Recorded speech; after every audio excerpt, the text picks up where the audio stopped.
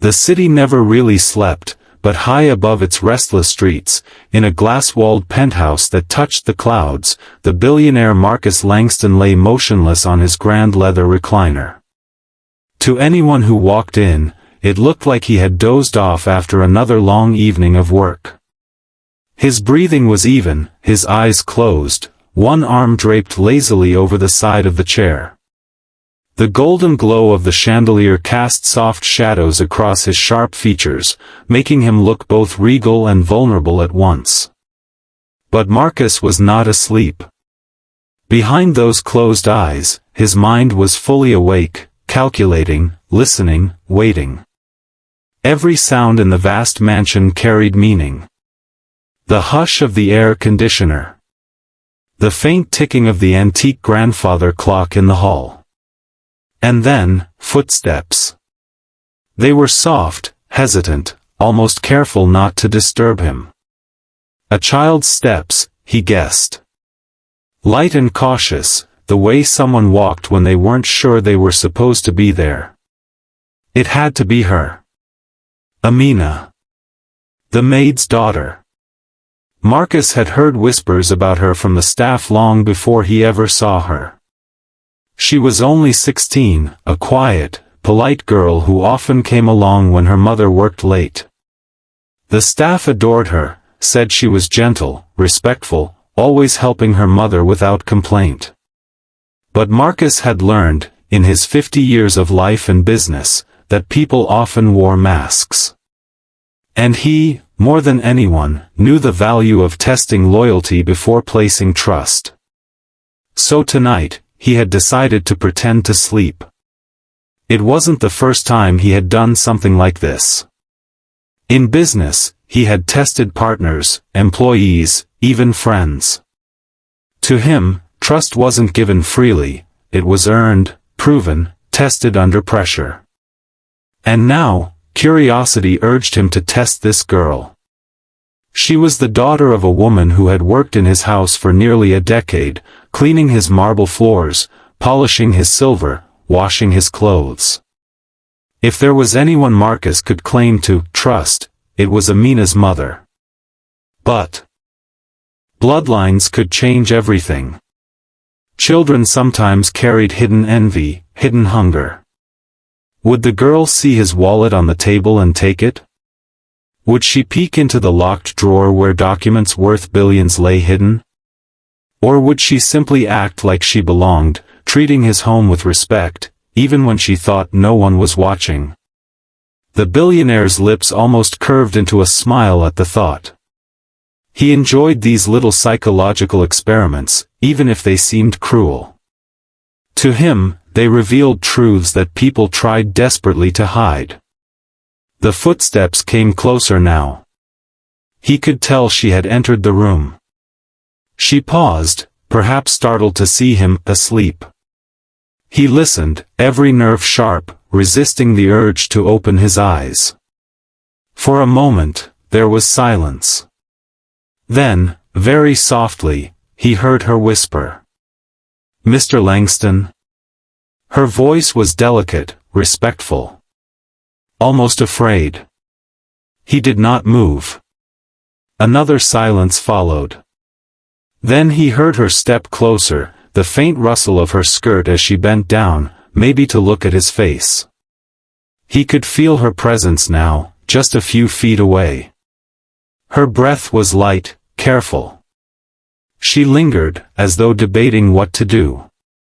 Marcus's heart, usually calm as stone, quickened slightly. What would she do? What kind of girl was she? To his surprise, she did not touch the wallet. She did not move toward the desk drawers. Instead, he heard her mutter to herself, so faint he almost missed it. "Mom works too hard here, he doesn't even know." The words were not bitter, but filled with quiet sorrow.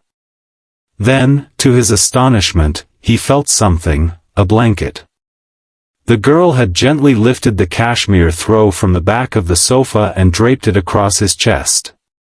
She tucked it carefully at the sides, the way a daughter might do for her father. Marcus's chest tightened. No one, not even his closest business associates, not even his so-called friends, had shown him such a simple act of care in years. He was always the provider, the powerful figure, the man people respected but rarely nurtured.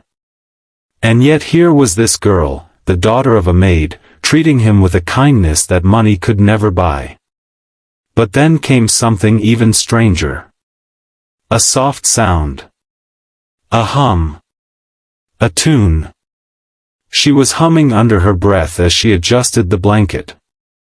Not a pop song, not something she had heard on the radio, but an old lullaby. The kind mothers sang to their children in faraway villages. Marcus recognized it faintly from his travels, an African melody, haunting yet tender. For the first time in decades, Marcus Langston felt something stir inside him. Something beyond the walls of money and power he had built around himself.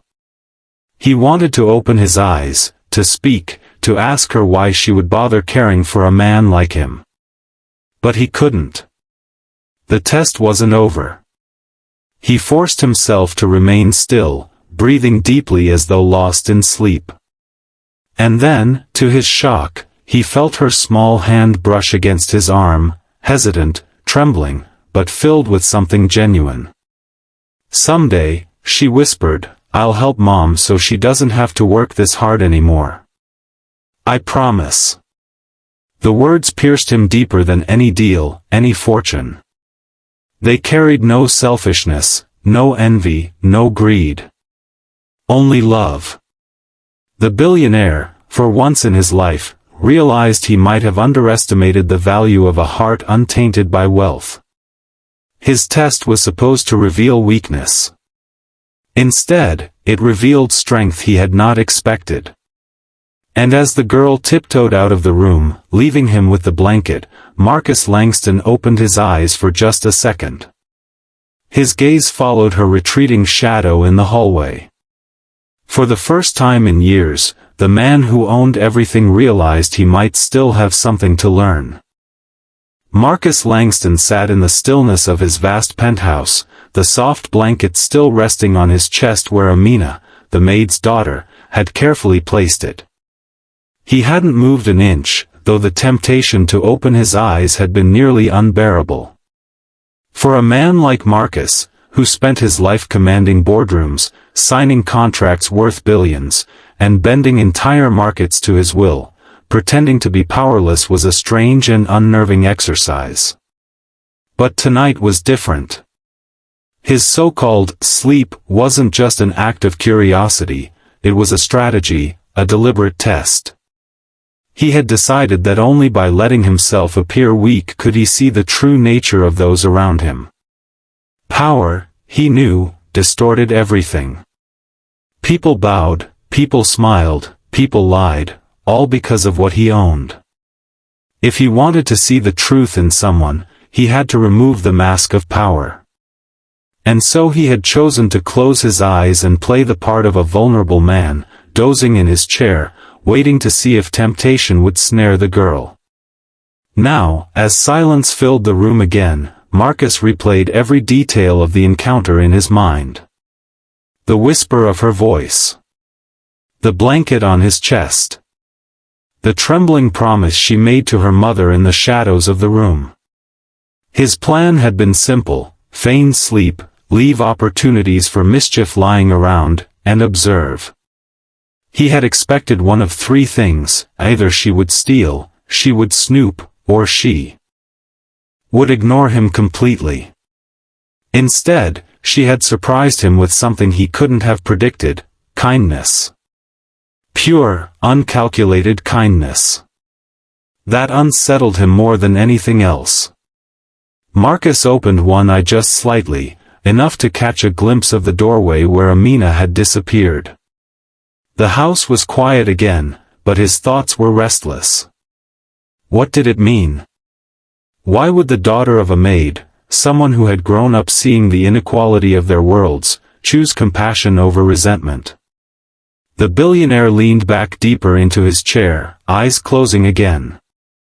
He wasn't ready for her to know he was awake. Not yet. He needed to keep playing his role, to test not only the girl but himself. Because, though he hated to admit it, Marcus Langston wasn't simply testing her. He was testing whether there was any humanity left in him that could still be touched. Minutes passed. Then he heard it again, footsteps. This time heavier, measured. He recognized them instantly. It was Maria, the maid, Amina's mother. Her shoes always made a distinctive sound against the marble floors, a rhythm he had come to know after years of her service. She entered the room quietly, as she always did, never disturbing his rest unless absolutely necessary. He listened as she picked up stray glasses from the side table, straightened the books on his desk, adjusted the curtains so the city lights wouldn't glare in. She was efficient, respectful, and invisible, exactly what Marcus had once expected from his staff. But tonight, lying still with his eyes shut, Marcus noticed something he never had before. Maria paused near him, the faintest sigh escaping her lips. "She'll never understand this world," she murmured to herself in her native tongue. "But maybe it's better that way." Her voice carried a mixture of pride and sorrow. Marcus's chest tightened again. For all his wealth, all his dominance, he had never paid attention to the burdens of the people who served him so loyally. When she left, Marcus remained still. The blanket warmed him more than the cashmere should have been able to. It wasn't the fabric, it was the act itself. And as the city roared far below, he realized something startling. Pretending to sleep was forcing him to confront truths he had long ignored. The next evening, Marcus decided to extend the experiment. He instructed his staff that he was tired and would retire early to his lounge chair. He left his expensive wristwatch on the coffee table, his wallet half open with several $100 bills peeking out. A silver pen worth more than most people's monthly salary lay beside it. Each item was a lure, carefully positioned to measure temptation. Then he closed his eyes and sank back into the chair, controlling his breath, counting the seconds. Sure enough, the footsteps returned. Amina again. She entered slowly, hesitantly, like someone entering a forbidden space. Marcus could practically feel her eyes sweep the room, noticing the watch, the wallet, the pen. His mind sharpened. This was the moment. Would she break? But she didn't. Instead, she approached quietly, picking up the glass of water he had left half-finished. She carried it to the kitchen, washed it, and returned it without a sound. Then she paused in front of him. He could feel her presence, sense her thoughts. After a moment, she whispered again. "Someday. I'll buy you a chair that's more comfortable than this old thing." Marcus nearly flinched. Buy him a chair? The richest man in the city? It was absurd, and yet strangely moving. Her words weren't about money, they were about care. He listened as she adjusted the blanket again, smoothing it across his shoulders. This time, however, she lingered. "Mom says you're a hard man," Amina whispered. "But maybe you're just lonely." The word struck him like lightning. Lonely. The word echoed in his mind long after she tiptoed out of the room. For years, Marcus had buried the truth beneath layers of business, wealth, and distraction. But here was a child, the daughter of a woman who scrubbed his floors, seeing through the armor of power he had built. Pretending to sleep was supposed to be a game, a test of character. But now, it was becoming something else entirely. It was a mirror. And Marcus didn't like what he saw reflected back at him. That night, long after both mother and daughter had gone, Marcus finally opened his eyes and stared at the ceiling. The blanket was still on him, neatly tucked. The wallet, the watch, the pen, all untouched. He had expected temptation. He had expected greed. Instead, he had been given compassion, insight, and truth. And the unsettling part was, he wasn't sure what to do with it. For the first time in years, the billionaire could not sleep, even when he wanted to. Because now, his own heart had been tested. And it was failing. The clock in Marcus Langston's penthouse chimed softly, its notes echoing through the cavernous living room. Midnight. The hour when the city outside reached its peak of noise and chaos, horns blaring, laughter spilling from rooftop bars, sirens wailing in the distance. Yet inside, silence reigned. Marcus lay once more in his favorite chair, eyes shut, breath controlled, body perfectly still. To the world, he was sleeping. But in truth, he was more awake than ever. This night, his attention was focused entirely on one person, Amina, the maid's daughter. The girl fascinated him, though he would never admit it aloud. Not because of her beauty, though she had the delicate, striking features of youth, but because of her presence. There was something about her that unsettled him, something pure in a world he had long believed was stained with greed.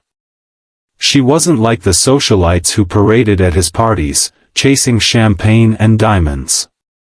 She wasn't like the businessmen who smiled while plotting betrayal. She wasn't even like the staff who, though loyal, served him out of necessity rather than choice. No. Amina was different. And Marcus needed to know why. So he waited. Pretending. Testing. Watching through the veil of false sleep. The sound of a door creaked faintly. Light footsteps again, soft as before. A moment later, Amina appeared at the threshold of the lounge. She paused, hesitant, as though unsure if she should enter. The glow from the chandelier caught her face, eyes wide, lips pressed together, brows furrowed in thought. She looked like a child standing at the edge of a forbidden garden, torn between stepping forward and retreating. Marcus, though his eyes were closed, felt her presence as keenly as a shift in the air. He wondered what she saw when she looked at him like this, a powerful man reduced to vulnerability, a figure draped in wealth yet pretending to be fragile. Did she see a master? A stranger? Or just another human being? After a long moment, she stepped inside. The girl moved carefully, as though each sound might wake him. Her shoes tapped lightly against the polished marble floor, echoing faintly. She made her way past the velvet sofa, past the shelves lined with books Marcus rarely touched, and approached the recliner. Again, she stopped just short of him. He could sense her hesitation. This was it. The critical moment. Marcus had deliberately left things scattered once again, his golden cufflinks on the side table, his phone half hidden under a stack of papers, even the drawer to his safe carelessly left slightly ajar. Each object was bait, a trap designed to reveal desire. He waited, his heartbeat steady, straining to hear the faintest sound of temptation. But instead, what he heard was something else entirely, a sigh. Soft. Heavy. Burdened. "Mom never rests," Amina whispered, as though speaking only to herself. "She cleans and cleans, and he doesn't even notice." The word struck Marcus like a slap. He had heard countless insults in his lifetime, competitors mocking him, tabloids questioning his morality, even partners calling him ruthless, but none stung as deeply as the quiet truth spoken by this child. Did he notice? No. He hadn't. Not really. Maria had worked in his house for nearly a decade. Reliable. Efficient. Invisible. He had paid her well, yes, but had he ever stopped to ask how she was doing? Had he once considered the toll it took on her body, on her spirit, to scrub marble floors until her knees ached, to polish silver until her hands cracked? No. He hadn't. And now her daughter stood here, seeing what he had never bothered to. Amina leaned closer. For a terrifying second, Marcus thought she might reach for his wallet or the cufflinks. But she didn't. Instead, she adjusted the blanket on his chest again, smoothing it with her small hands. Then she pulled the chair's footrest up a little, so his legs were more comfortable. Her movements were careful, precise, almost tender. "Sleep well," she whispered. Marcus nearly gasped. Those two simple words, words no one had spoken to him in years, felt heavier than gold. He, a man who commanded empires, was suddenly at the mercy of a child's kindness. But then came something he hadn't expected at all. She sat down. Not on the sofa across the room, not on the floor at a distance, but right beside him, on the edge of the rug. She folded her knees, resting her chin on them, her eyes fixed somewhere in the dark. And then, softly, she began to speak. "I hate when people think I don't notice things," she murmured. "I notice everything. I notice how tired Mom looks when she comes home. I notice how my shoes always feel too small because she spends her money on food instead of herself.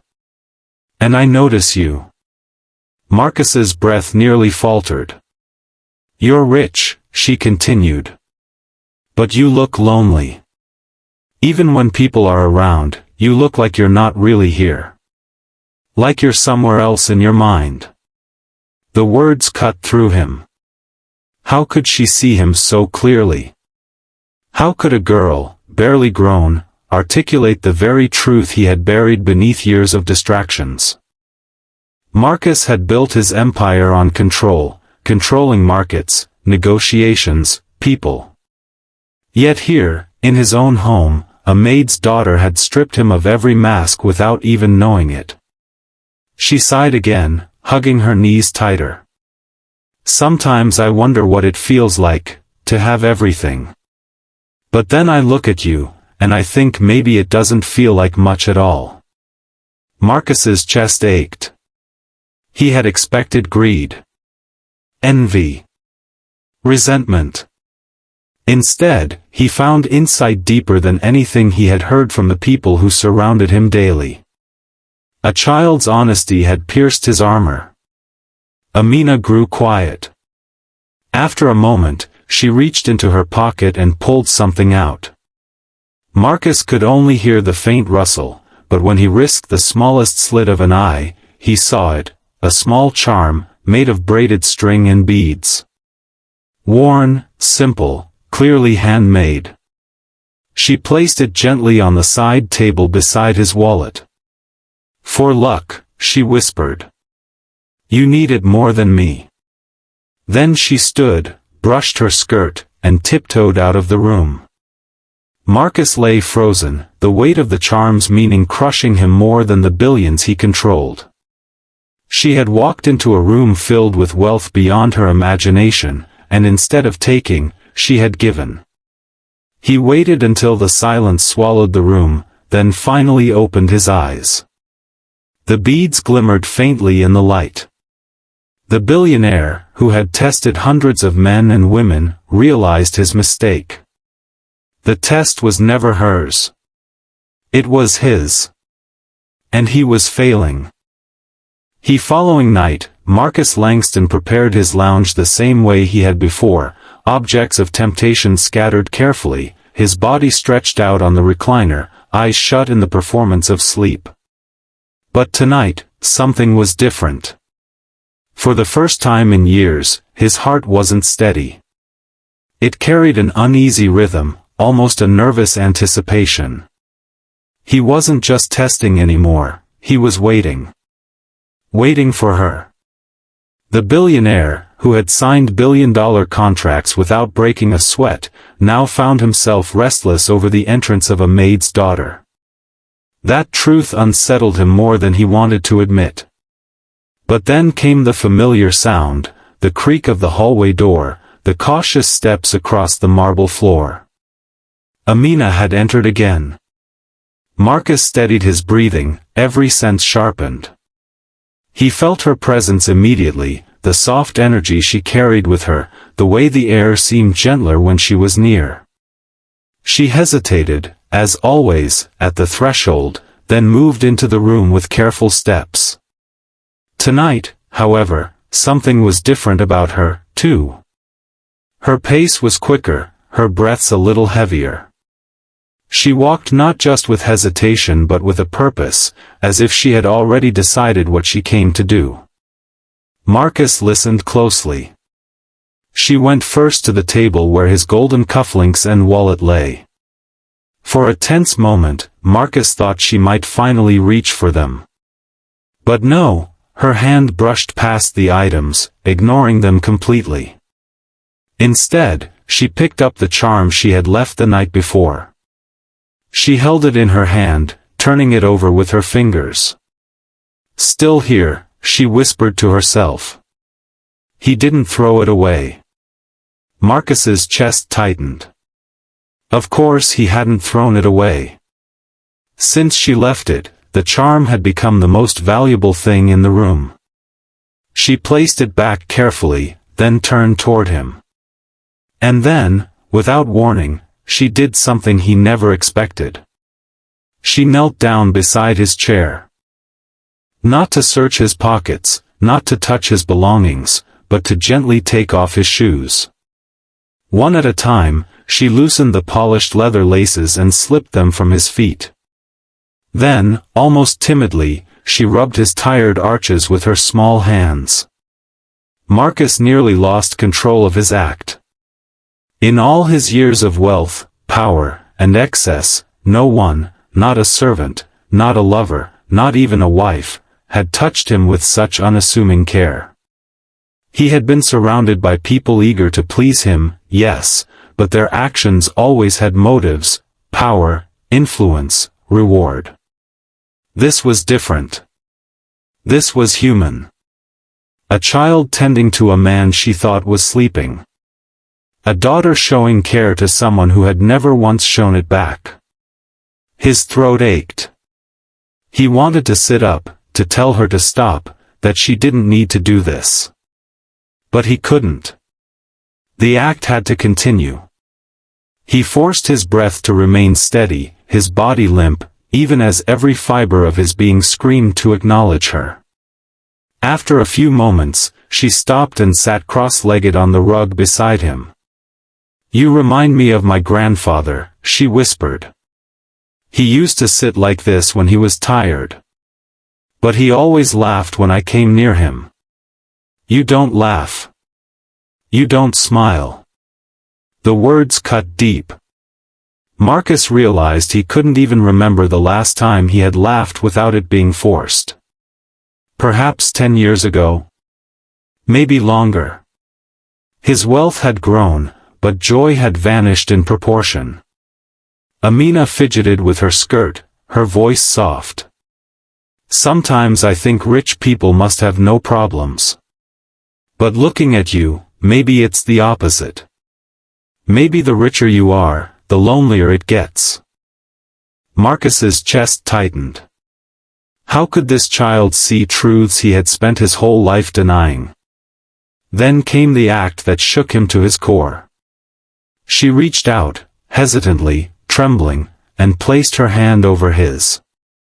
Just a light touch, enough to let him feel her warmth. "It's okay," she whispered. "You don't have to be alone." For Marcus, it was as if the entire world stopped. He had been touched before, handshakes, embraces at galas, even the occasional intimacy with women who sought his fortune. But this was different. This was not about wealth or status. This was about comfort. A child offering solace to a man she believed was asleep. He wanted to break the act, to open his eyes and tell her how wrong she was, that loneliness was his punishment, that wealth had built walls no one could climb. But he didn't. He couldn't. His role was locked. So he lay there, motionless, while her hand lingered for just a moment longer before she pulled away. She rose slowly, as if reluctant to leave, and whispered one last thing before walking out of the room. "Good night, whoever you are when you're not rich." The words echoed long after her footsteps disappeared. When the silence settled again, Marcus opened his eyes. His vision blurred, not from sleep but from the tears he hadn't realized had gathered. He pressed his palm to the place where her hand had rested. It still carried her warmth. That single gesture, the unexpected act of kindness from someone who had no reason to give it, shattered something inside him. It wasn't just that she had cared for him. It was that she had seen him. Not the billionaire. Not the power. Not the empire. Just him. For the first time in years, Marcus Langston no longer felt like the one in control of the test. He was the one being tested. And he wasn't sure he was passing. Marcus Langston had never been a man easily shaken. His entire fortune had been built on a mind as sharp as steel and a heart hardened by decades of ruthless business. Competitors called him cold, newspapers called him untouchable, and even his closest advisors knew he rarely second-guessed himself. Yet tonight, as he sat in the same recliner where he had staged his nightly act of sleep, Marcus found himself restless, unsettled, even vulnerable. It was not the markets that troubled him. Not the mergers, the stock fluctuations, or the politics of billion-dollar deals. No. What weighed on him now were the simple words and gestures of a girl barely old enough to understand the world he ruled. Amina. Her hand on his, the warmth of her palm. The blanket she had tucked around him. The charm she had left for luck. Each act, small and uncalculated, had pierced him more deeply than any contract ever signed or broken. He could not erase her words from his mind. You don't have to be alone. Good night, whoever you are when you're not rich. They had cut straight through the layers of armor he had worn his entire life. For the first time in years, Marcus felt exposed, not to rivals or enemies, but to truth. And the truth terrified him. The next morning, Marcus tried to return to his usual rhythm. He attended a call with investors in Tokyo, approved plans for a new skyscraper downtown, and signed 3 contracts before noon. His assistants marveled at his efficiency, whispering that Mr. Langston was in rare form. But inside, he was distracted. His gaze drifted often to the corner of his office where, in a small velvet pouch, he had placed Amina's charm. It was nothing, beads and string worth less than a penny. Yet somehow, it commanded more of his attention than the billions at stake in his deals. At lunch, when his advisors argued about interest rates, Marcus found himself wondering if Amina had eaten that day. When his driver asked which route to take through the city, Marcus thought instead of how many hours Maria had already worked before the sun even rose. It was maddening. He was Marcus Langston. He was supposed to be above such trivial distractions. Yet he could not shake them. By evening, when he returned to the penthouse, he was exhausted, not from work, but from fighting thoughts he didn't want to have. He poured himself a glass of whiskey, sat heavily in the recliner, and stared out at the city lights. His reflection in the window looked back at him, an aging man with sharp features and tired eyes. For the first time, Marcus saw not the mask of power but the loneliness Amina had described. And he realized with a start, she had been right all along. Later that night, he staged his act once more. The blanket draped, his eyes closed, his body sinking into stillness. But this time, there was no thrill in pretending. His heart pounded not with curiosity, but with dread. Because he already knew, whatever Amina did tonight would matter far less than what he had already seen in himself. Still, he waited. The door opened softly, footsteps echoing in the familiar rhythm. Amina entered again, moving with the same caution, but tonight she carried something with her. A tray. Marcus smelled it before he heard the clink of porcelain, warm milk, perhaps, or tea. She set it down gently on the table beside him. "I thought you might need this," she whispered. Marcus's throat tightened. He didn't drink warm milk, hadn't since he was a boy, but the gesture nearly undid him. She didn't know his tastes. She didn't care about appearances.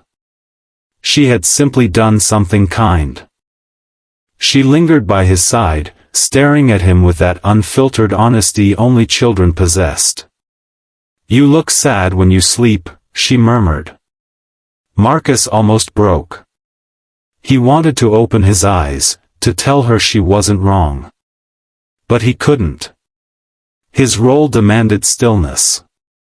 Then, after a pause, she added something that froze him entirely. "Sometimes. I wish you were my father." The words hit him like a blow. His chest heaved, though he forced his breath to remain steady.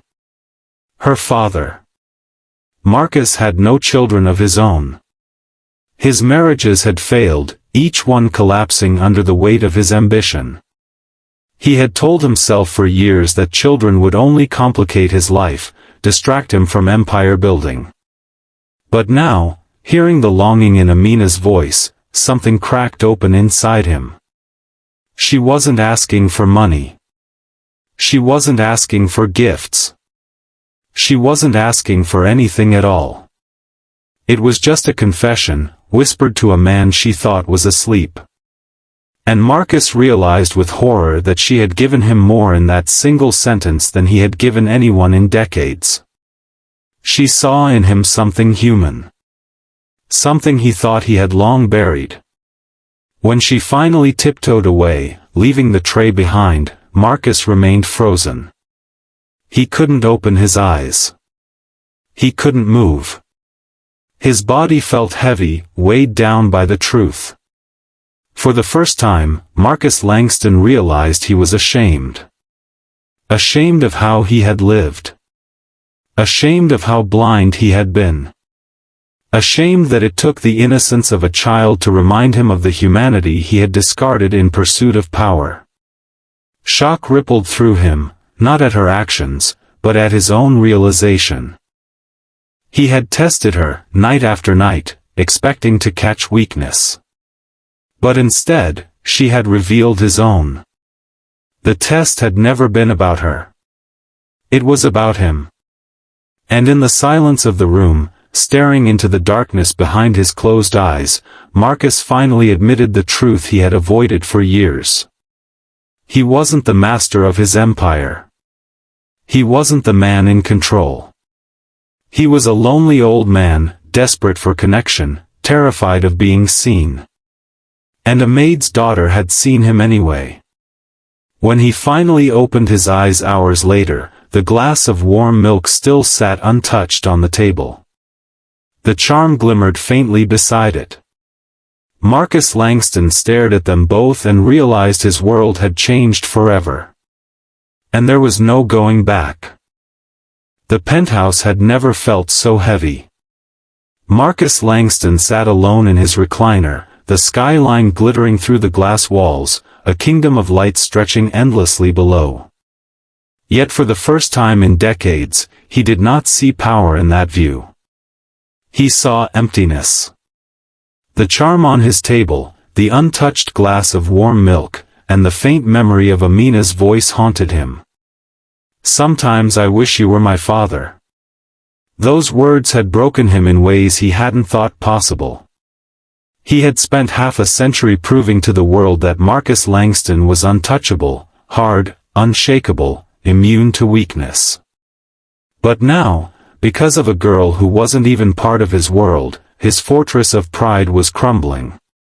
And he realized something that shook him to his core: he could not keep pretending. That night, when Amina entered again, Marcus made a decision. As usual, she came softly, cautiously. She carried another tray, this time with bread and honey. She set it gently on the table and glanced at him with the same mixture of respect and curiosity she always did. For a moment, Marcus almost continued the act. It would have been easy, another night of silence, another test, another chance to hide. But his heart pounded too hard, his guilt too heavy. So he broke the pattern.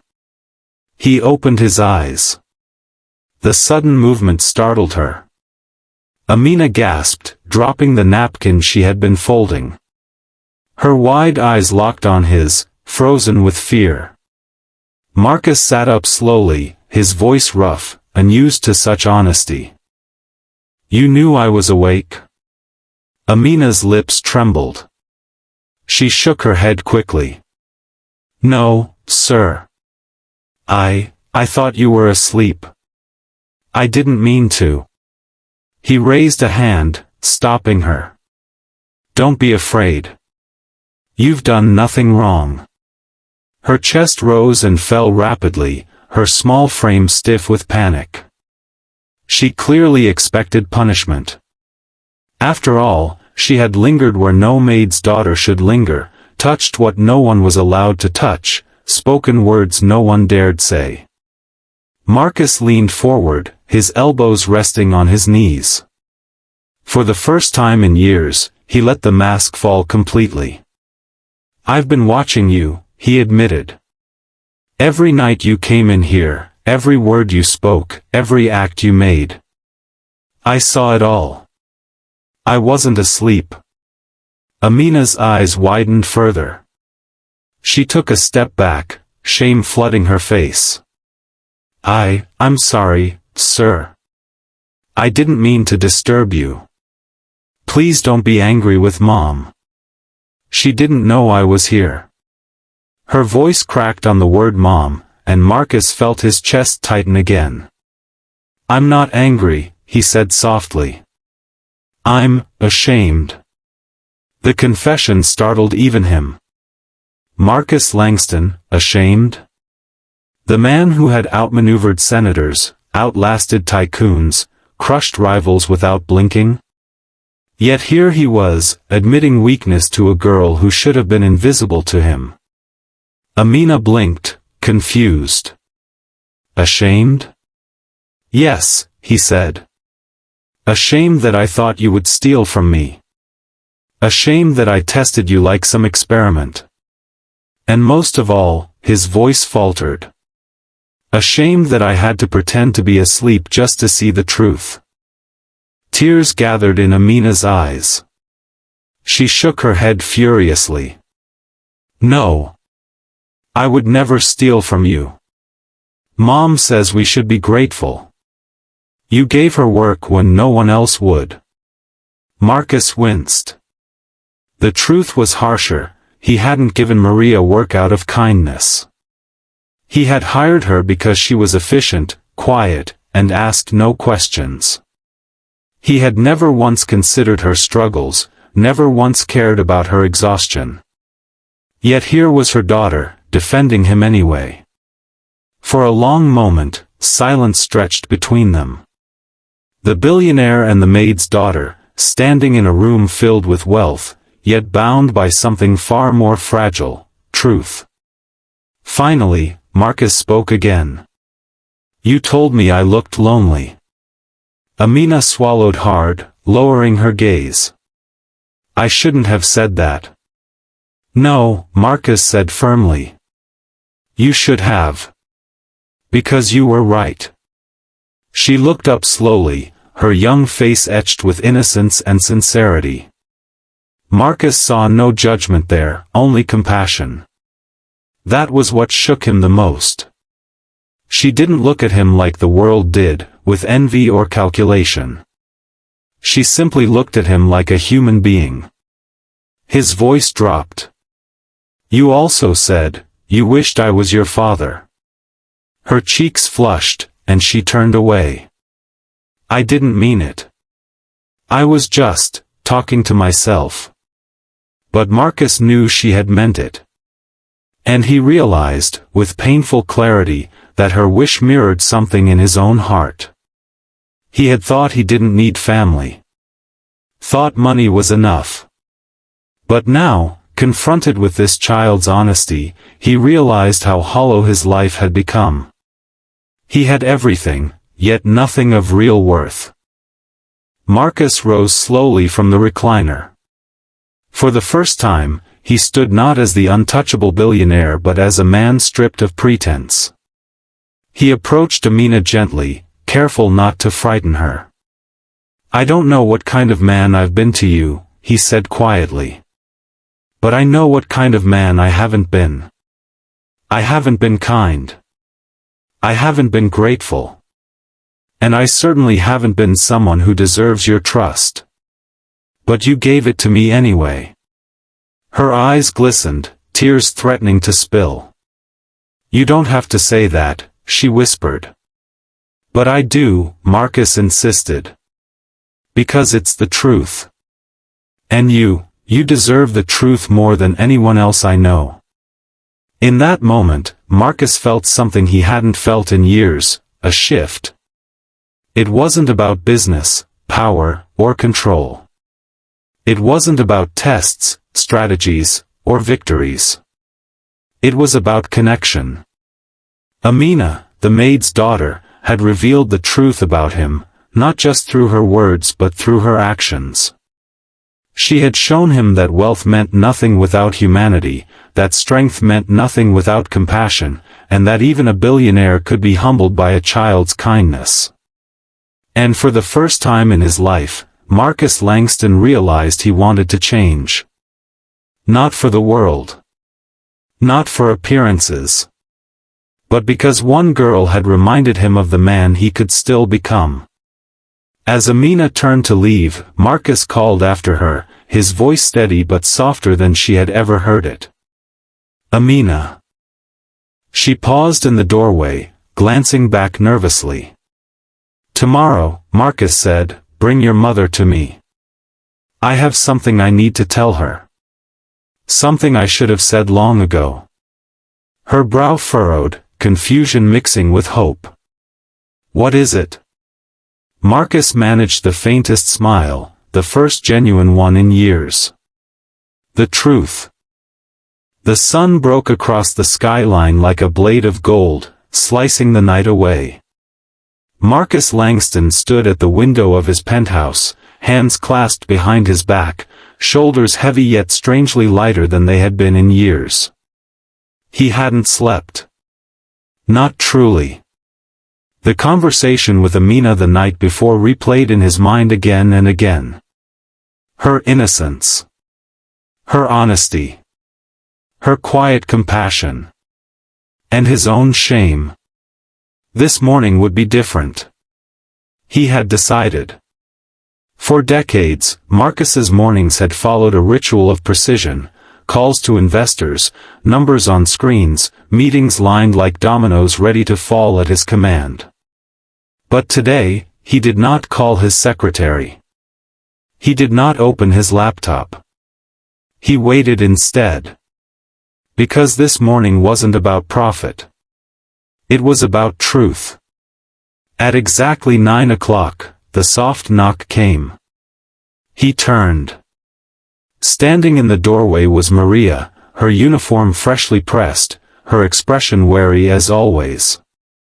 But beside her stood Amina, clutching her mother's hand. Maria bowed her head slightly.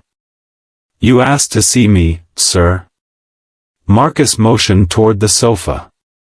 "Come in. Both of you." They hesitated, uncertain. This was not how things were done. Maids entered to clean, not to sit. Daughters entered by accident, not invitation. But there was something in Marcus's tone, gentle yet commanding, that left no room for refusal. Slowly, Maria guided Amina to the sofa. They perched on the edge, as if ready to flee at the first sign of danger. Marcus remained standing for a moment, studying them. The mother with weary eyes, carrying the burden of survival. The daughter with hopeful eyes, carrying the spark of something pure. Two lives bound by struggle. Two lives he had overlooked for too long. Finally, he sat across from them. "Maria," he began, his voice quieter than she had ever heard it. "How long have you worked for me?" She blinked, caught off guard by the question. "Almost 3 years, sir." "And in those 3 years," Marcus pressed, "have I ever thanked you?" Maria's lips parted, but no words came. She glanced nervously at Amina, then shook her head. "No, sir. But you pay me fairly. That is enough." "No," Marcus said firmly. "It is not enough." Maria flinched slightly at the intensity of his tone, but Marcus wasn't angry. He was angry at himself. He leaned forward, elbows resting on his knees, hands clasped tightly. "I watched your daughter these past nights. She came into my room while I pretended to sleep. She could have stolen from me. She could have lied. Instead, she cared for me." Maria's face paled. Her eyes shot to Amina, alarm flashing across her features. "Amina, you..." "Don't scold her," Marcus interrupted gently. "She did nothing wrong. In fact, she did what I should have done a long time ago, she treated me like a human being." Tears welled in Maria's eyes. She had never seen her employer speak this way, never seen him anything but cold and businesslike. Marcus's voice softened further. "Your daughter said I looked lonely. She was right. She said she wished I was her father.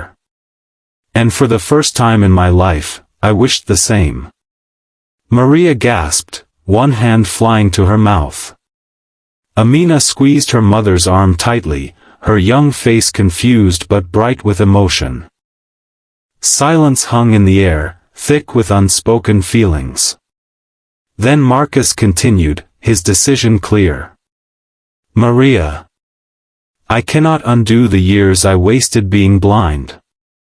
I cannot erase the way I've ignored the people around me, including you. But I can choose differently now." He took a steadying breath. "From this day forward, I want to help you.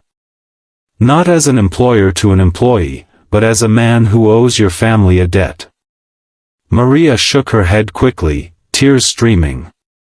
"Sir, please, we don't want charity." "It's not charity," Marcus cut in. "It's responsibility.